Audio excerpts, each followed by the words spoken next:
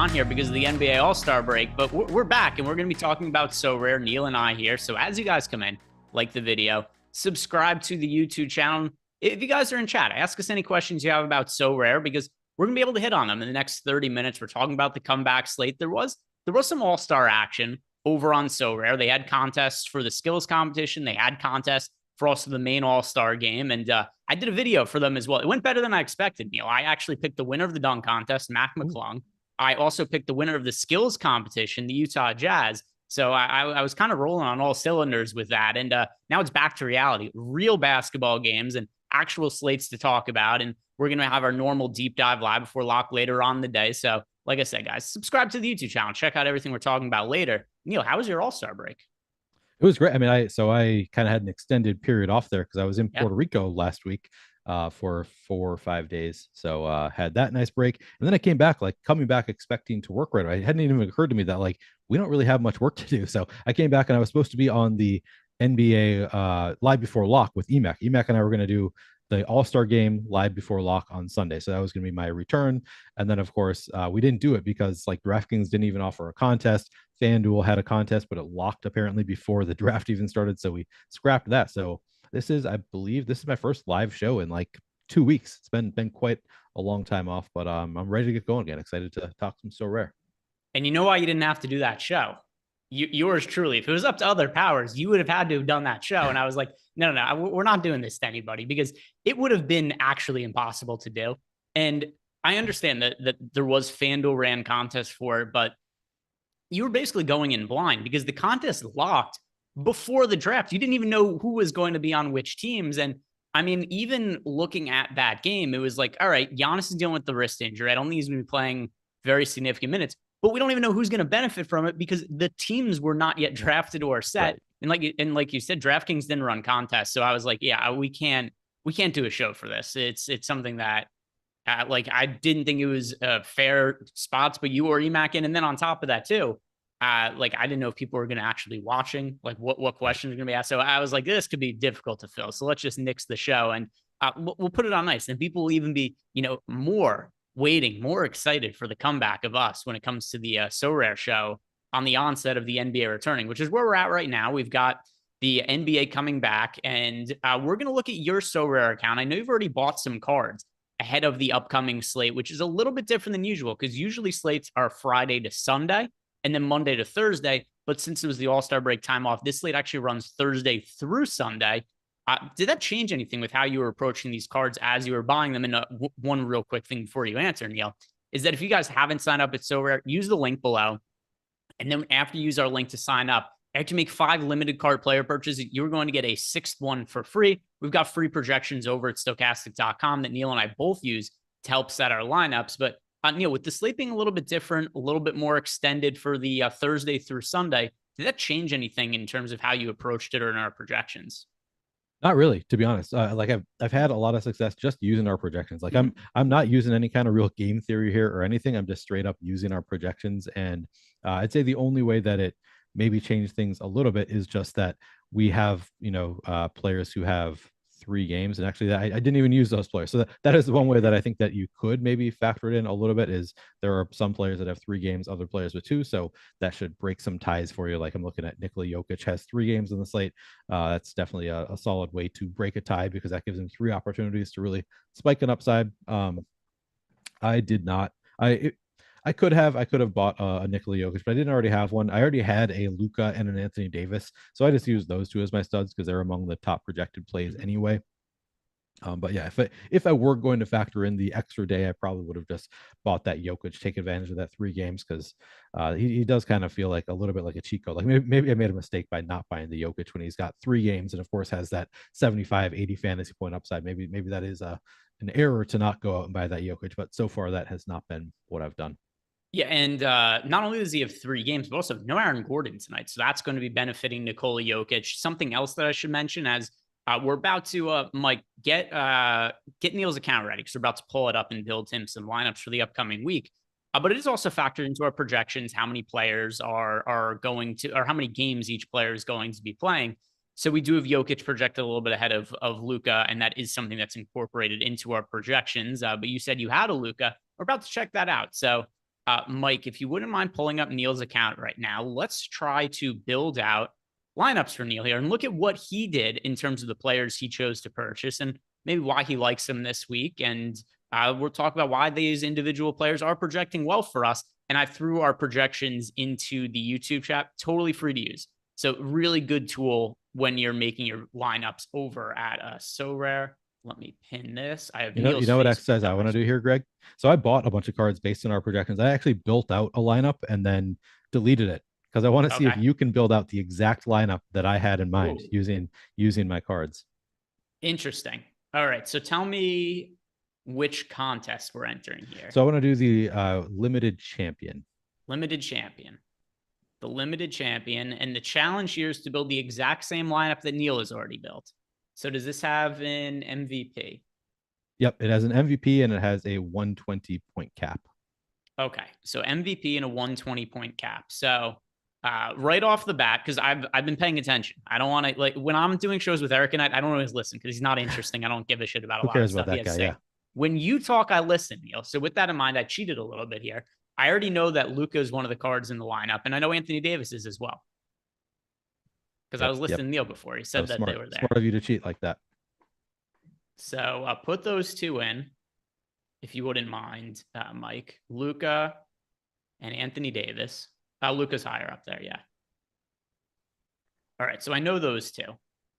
And that gives us an average of, this is the one thing that's a little annoying about Zoom is the numbers come up. I don't know if this is the case for you as well, Neil, or if it's just because I can't read what those numbers say. It's very blurry on the Zoom screen for us. So I can read them out.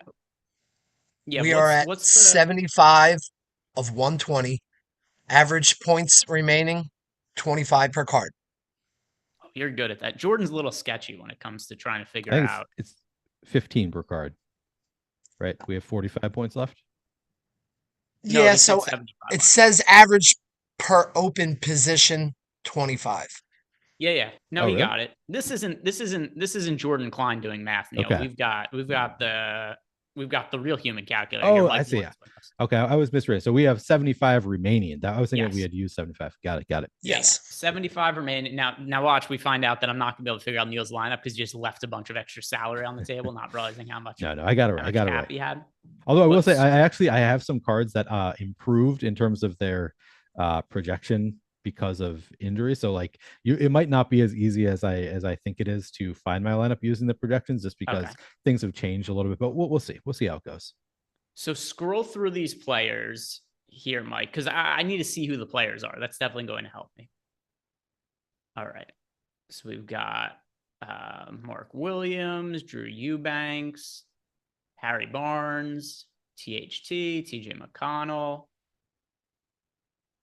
Edmund Sumner. All right, so I've got like a little bit of an idea here who some of these guys are that you have in your lineups.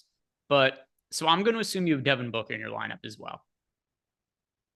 Am I supposed to be confirming, giving you any kind of verbal confirmation, denial? No. I'm trying to read your facial cues. I'm trying to like poker here. I'm trying to figure it out.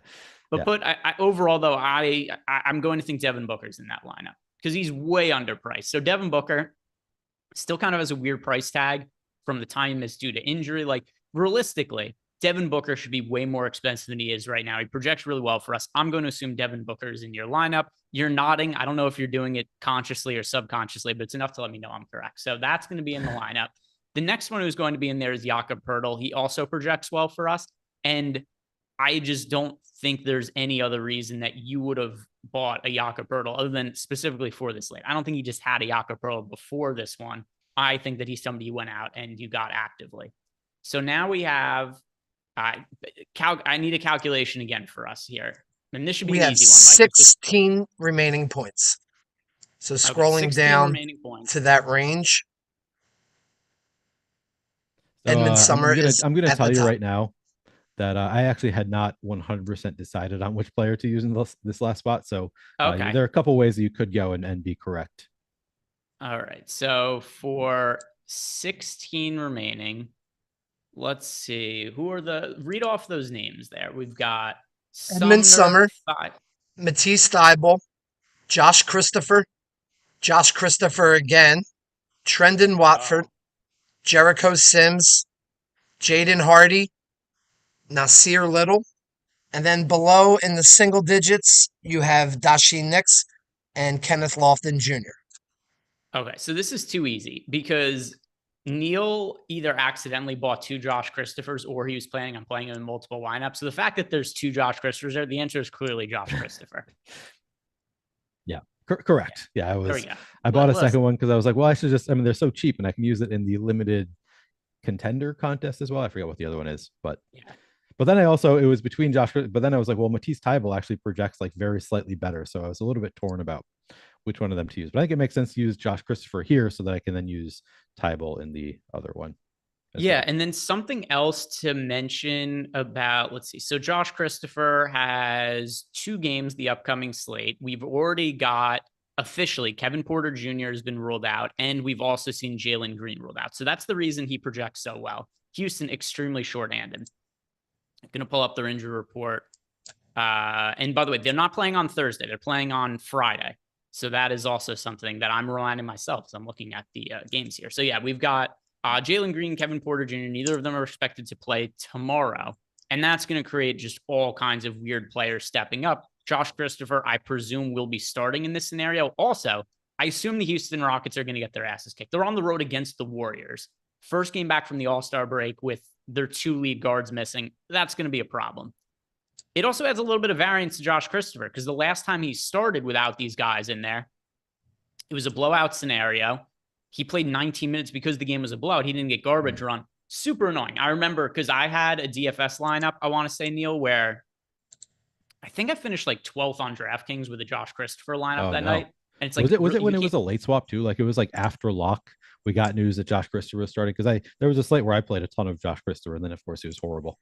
Yeah, it was that. And then it's just like he's one of the worst players on the roster. We can't play garbage run because he just randomly started that game. Yeah, that's incredibly tilting. Yeah. Incredibly tilting. But so that's something to keep in mind, at least a little bit about his variance for this slate. But when it comes to Matisse Thybulle, if I'm not mistaken, we've not got official confirmation on who's going to start for the Trailblazers. Now, with that said, I think Thybulle's fairly likely to start because they narrowed it down to 3 players for the last 2 starting spots coming out of the All-Star break. Let me pull up the tweet and find where it is. I remember Thybulle was one of them. The options were, here we go. I've got it in front of me now.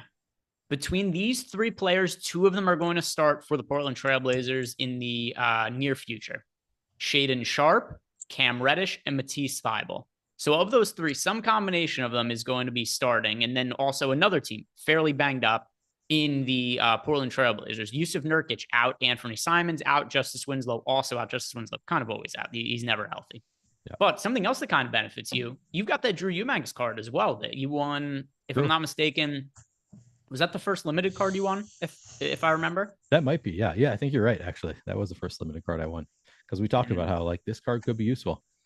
Yeah, I think I said this card could be useful because Nurkic had been on the injury report for a long time. Yeah. And then lo and behold, I think it was like 2 games later, he ends up getting hurt. So how do we have, just out of curiosity, how do we have Eubanks projected?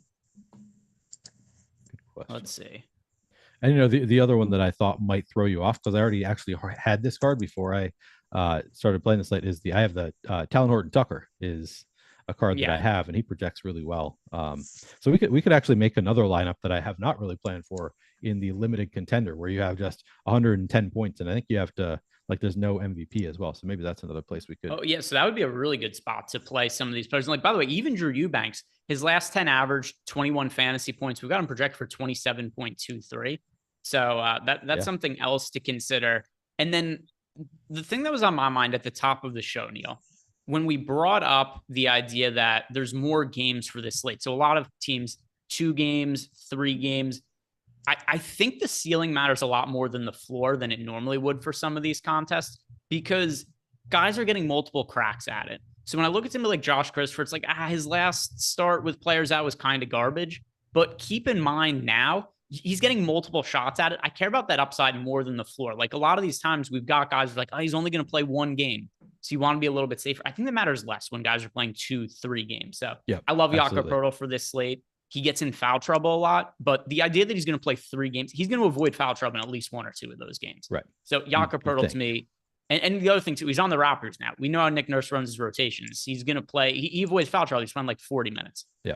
So I like Jakob Poeltl a lot more for a 3-game when he's playing 3 games than if he was playing 1, even if everybody else was playing 1, just because of the variance. So yeah, I agree. let's build your other lineup now. Mike, can you set that lineup? So like, yes, I'll submit. Okay. Just because if you submit that lineup, then we'll know what we have left over for the next one. Yeah. So pull that up.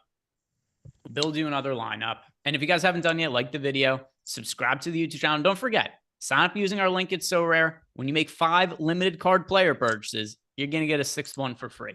Really good value to help you build out your Sorare collection. But is this the contest you limited contender? Here? I think the limited contender would be fun. All right, limited contender. This is the one that has the 110 cap, like you were saying, but no MVP. Yeah, so can't play. I tried building it out at one point with LaMelo and Ant right away, and it was like right away, you're just like, this is not going to work. So you're gonna have to make some decisions here. Yeah, you'd have to get one of those really shitty players that is like a -4 salary because they checked in for 1 game, had 2 turnovers, and just didn't ever play again. Exactly. I bet there are players in our projections who have a positive differential, but are projected for 0 fantasy points just because their last 10 average is like -2 or something because they checked into a game or something. So? I didn't know that you could go negative. I mean, I guess it makes sense. Yeah. You should be able to. Yeah, if I pull up, I'll have to see. I might have traded all of them in, but I'm fairly sure, at least at one point on my Sorare account, I had some just absolutely unusable players who had a negative salary. Well, sorting by the last 10 averages, I don't see any negatives right now. Maybe those players got to play a game and scored a bucket or something and got back to 0. Let's see. I'll sort my collection by lowest price. Yeah, I don't have any negative guys right now. I did for a while. I had some backup center on the Nets who was like a -4 salary at one point. That's awesome. I don't have anybody. I don't have anybody off negative right now. But let's build out your lineup. By the way, Helms says that he's here just to be here. His truck broke down for work, so got home early. Build some Sorare lineups with us. Yeah, it'll be fun. Hopefully your truck ends up being welcome okay as well. Yeah, for real. Building this out. So where should we start here? Let's go to the. I posed a question, then I already knew what I wanted to do. Should we start from the bottom, Neil? Yeah, so I was going to say the same thing. Let's start with finding some value and then see what we can fit in terms of the better projected guys. All right. So in terms of cheap guys, let's throw Josh Christopher in there. Talked about him before. I still think he makes sense. Nothing's changed over the last 2.5 minutes. So Tybal is still there as well. So you're not as big a believer in Tybal. You think that's I just prefer Christopher, but he's still a really good option. Yeah. Yeah. So what about what's Watford looking? Is Watford hurt? I think last time I checked, he was maybe questionable to play. There's always that confusion with like Watford and Eubanks, like which one of these guys is going to get the start. He's not on the injury report for tomorrow. So I think we should be good there. It also helps, that we have the All-Star break and players to get rest up and be healthy. Our projection on Trenton Watford, we have him projected for 19.92 fantasy points. Last 10 average 14. So a positive differential of 5.92 in the value column. So yeah, let's give him a look as well. Yeah, there Mike's got it up on screen. Still got him as a positive value. So good option to get in there. And Thibault as well. I know Mike's resistant because he's a former Philadelphia 76er suck there. So he's seen him play. He's like, you don't want to play this guy. No, you guys don't want to do this. I've seen this guy and his lack of offense. If they could sub on the fly, he would be great. You know what's good about Thibault from at least a Sorare scoring perspective? And we see this on FanDuel with Thibault as well, is the defensive stats. Yeah. He gets a lot of offense. Sucks. Dude doesn't do anything. No. But he generates a lot of defensive stats. And that's really useful for Sorare scoring and really useful for FanDuel where you're getting the extra point for the defensive stats relative to what the stats are on DraftKings. And then even if I go to, if you ever look at dunks and threes and just check out the EPM ratings, it doesn't really have a lot of fantasy relevance, but I like to look at it for real basketball type information. And Matisse Thybulle probably has the biggest gap between their defensive and offensive abilities. Listen to this, Neil. In terms of defense this year, 99th percentile. He's like as good as it gets on defense, right? This is one of the best perimeter defenders we have in the NBA, but he's still a fringe rotation player because he's 11th percentile on offense, and offense is so much more valuable than defense. That goes to show you Matisse Thybulle, the difference between his offensive and defensive games. 11th percentile on offense. Basically, everybody in the league is better than on offense. 99th percentile on defense. This is who I thought Josh Okogie was. And then now lately, Josh Okogie, I've been like, you don't want to play Josh Okogie in DFS when he's going to be chalky. Like, it's just a bad idea. And then he crushes it like suddenly Josh Okogie is apparently a great offensive player out of nowhere. I don't know how that happened, but this is exactly who I thought Okogie was. So maybe good times are ahead for Thybulle. He'll figure it out offensively. By the way, Okogie in this is a 95th percentile on defense, is now up to 57th percentile on offense, which that's big. That makes him, a viable NBA player. Thybulle just goes out there and basically you're playing 5-on-4 on offense with him, but he's a really good defensive player. So we've got Thybulle in there. Tell us now, Mike, what is our remaining salary? And then you divide that by 2 to get the average remaining for the people who are not as good at math as others. Remaining salary is 67. Average per position, 33.5. Okay. 33.5. Can't believe I doubted Mike's math earlier. That was on me. Guys, yeah, no. This isn't producer Jordan Klein around these parts. Yeah. It's just like you ask him to do addition and he guesses the answer. It's like you can't guess. 5? I don't know. Yeah. It's like 2 + 2, 7. How'd you get 7? I get you guessed. It's simple arithmetic. But yeah, Mike's got his stuff, or he's just got a calculator out. Who's to say? But we can't see it.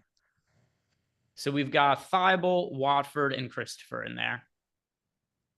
So I guess at this point, we want either Anthony Edwards or LaMelo Ball, just because we have to spend some of the salary at some point. Right. Ooh. And did he say 67 left? Yes. Yeah.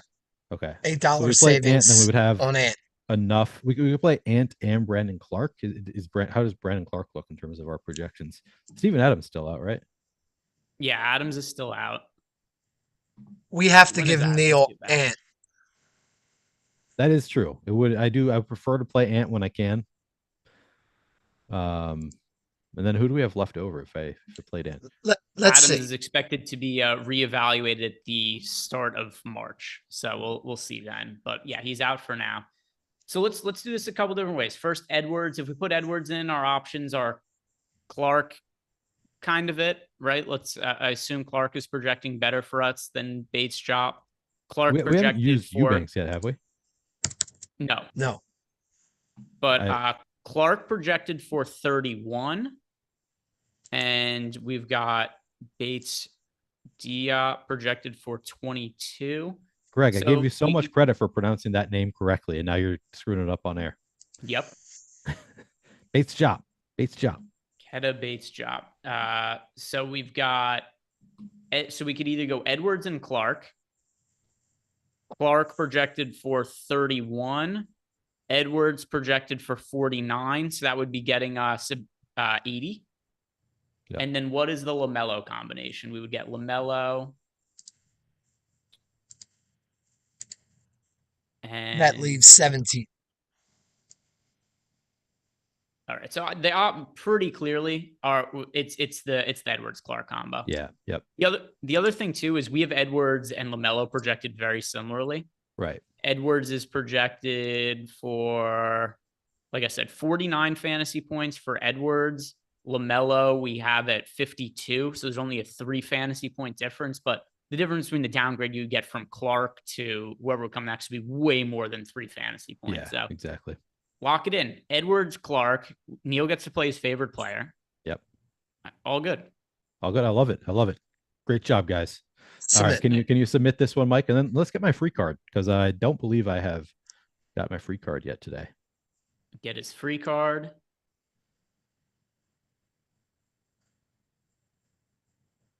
Not the most exciting options. Who would you take here? I mean, I guess it depends on what else you already have, right? But I mean, by default, I think Rui. Yeah. And like you're not going to be playing him a slate now or anything like that. But here's why I would say Rui. We just know about the injury issues that LeBron James and Anthony Davis have. We know that they're sometimes resting on tail ends of back-to-back. Now, 3-4 days ago, LeBron James said that his goal is to play in every game in the second half of the season. Do you remember before the year what Anthony Davis said his goal was this season? I don't remember. He was playing all 82 games this year. Oh. So the point being is you can't really take anything these players are always going to overestimate their own abilities and their ability to stay on the court, but you can't really take that as gospel. I think it's still more likely than not we're going to see Anthony Davis, LeBron James have to miss a game here or there, either for rest or just getting banged up. And when one of them sits, like, we're just going to see Hachimura become a much better value play. So with that in mind, I think he is relative to the other options here, Hachimura has an actual path to being usable. I don't see it for anybody else on this list. Yeah, I like that. I mean, you could use like Christian Brown when people are out potentially, but I think Rui's got the clearest path. So I'm definitely with you there. You want to hear my theory on why LeBron said he wants to play all 82 games? Anthony Davis. I thought you said, oh no, sorry. LeBron said he wants to play every game from here on out, right? Yes. From the All-Star game. My theory is LeBron just recognizes Ant Edwards as the baby goat. Like, he's going to be the best player in the game. Like, LeBron kind of looks up to Anthony Edwards. Anthony Edwards just came out before the All-Star break and said, I don't get guys sitting all the time. Don't you want to win? He kind of said that. So LeBron's like, oh shit, this great young player who's going to take over my mantle as the greatest player of all time is saying you should play every game. So now I feel like I need to, because I look up to Anthony Edwards, the baby goat. So that's my theory. And of course, then LeBron also picked Ant Edwards #1 overall in the All-Star game. So I just think there's a lot of respect there for Ant, and clearly that's affecting LeBron's decision-making. This is the kind of intel you'd be expecting from an XFL fan. This is the type of insight you're not going to get from anywhere else. You need the inside scoop from XFL fans that are also Anthony Edwards and Minnesota Timberwolves fans. By the way, the resting thing, and yeah, let's select Rui Hachimura here. There we go. Welcome to the team. So the other thing too, when it comes to the resting thing, this is just medical information. Right? Like, this is not a thing where it's like the players don't want to play. It's a thing where there's just been a lot of research on. I've read some of it. I posted it to somebody the other day. The players sustaining a long-term injury decreases by 16% just by them not playing in back-to-backs. Really? Right. So that's crazy. So the way I look at it is, if you don't play somebody on the tail end of a back-to-back, on the surface, they are not playing a game. The bigger picture, though, is they're sitting out one game to probably play like an additional couple games down the road. Right. Yeah. To be honest, I don't agree with Ant. Yeah. How dare you? How dare you? Bodies, right? Like, these are giant men who probably need some maintenance for their bodies. So I actually think it makes a lot of sense to sit games from time to time. I'm getting a message that my internet connection is unstable. Just FYI. I don't know if it has affected anything yet. You did cut out for a second there. I assumed it was me, because I always think it's me, but it's not me. It's you. Yep. That's just the way it's going right now. But it's good timing, because we're at the end of the show anyway. So if you guys have not done it yet, like the video, subscribe to the YouTube channel, and we're going to be back later on the day with all the usual content. NBA Deep Dive, NBA Live Before Lock. NBA is back, guys. The All-Star break is over. And don't forget, if you have not signed up, it's Sorare yet. Click on the link below. Head on over to Sorare, sign up using our link. And when you make 5 limited card player purchases, you're getting a 6th player to add to your collection for free. So go check that out. And also, like I said, check out all the other content we have for the rest of the day. Good luck. Hope to see you guys later.